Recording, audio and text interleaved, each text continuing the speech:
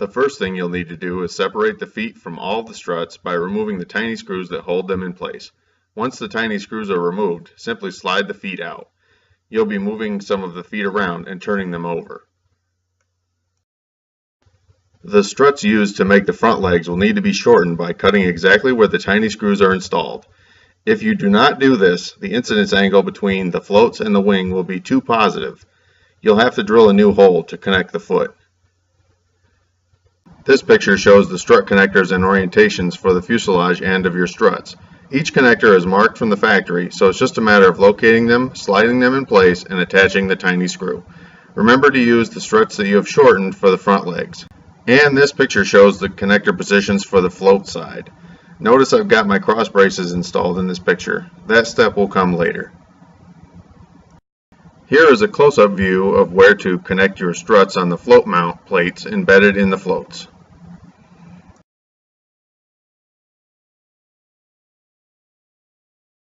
I started by cutting a 10 mm outside diameter, 8 mm inside diameter carbon fiber tube that I had in my parts box to 130 mm length. Next, I cut a 5/16 inch wood dowel to the same 130 mm length, and that dowel slips inside the carbon fiber tube. I'd like to note that the carbon fiber tube is not absolutely necessary, but I had it on hand so I used it. The wood dowel by itself is strong enough. I drilled the ends of the dowel with a small drill bit and soaked the ends with thin CA glue. You can use the adhesive of your choice to glue the dowel inside the carbon fiber tube if you use a carbon fiber tube. I used original formula Gorilla Glue with a spritz of water as a kicker.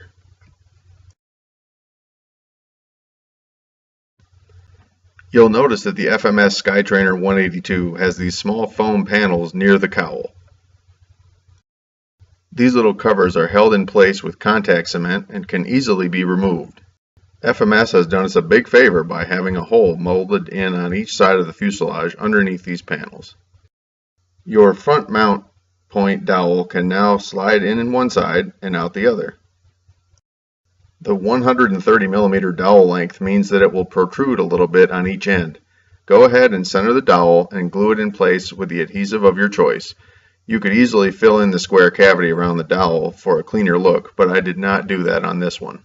Now it's simply a matter of connecting the struts to your newly installed mount points. You can use the screws that came with the floats. Just be sure that the hole you drill in the dowel is appropriate for those screws. If you've installed the right connectors on the aft struts, then you'll find that all you have to do is slide those feet into place as shown and install the same machine screws that you would use for the main gear.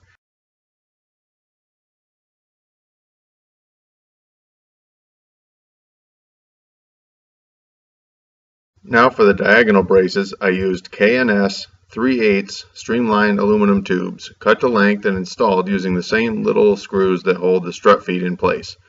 I flattened the ends with pliers and drilled a small hole to connect them up. My diagonal brace measurements were all done using the TLAR method. On tricycle landing gear equipped aircraft, the diagonal brace generally goes from bottom to the top as viewed from nose to tail. Tail dragger designs are generally the opposite.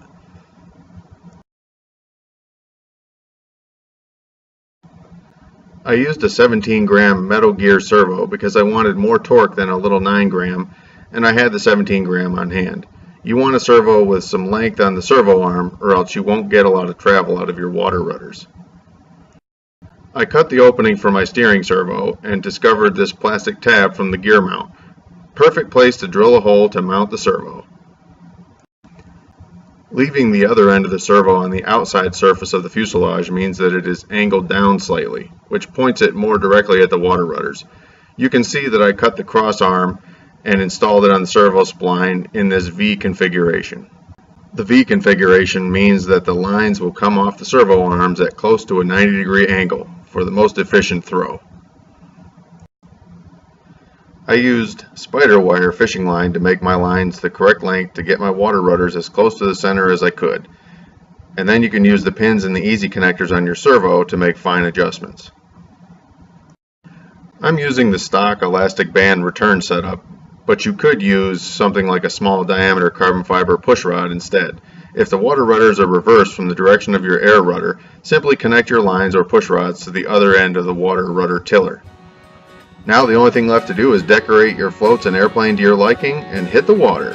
I added a 38mm aluminum spinner from Hobby King, painted the prop, and added the auxiliary fin on the bottom under the tail. I'm just sitting out here watching airplanes take off and fly.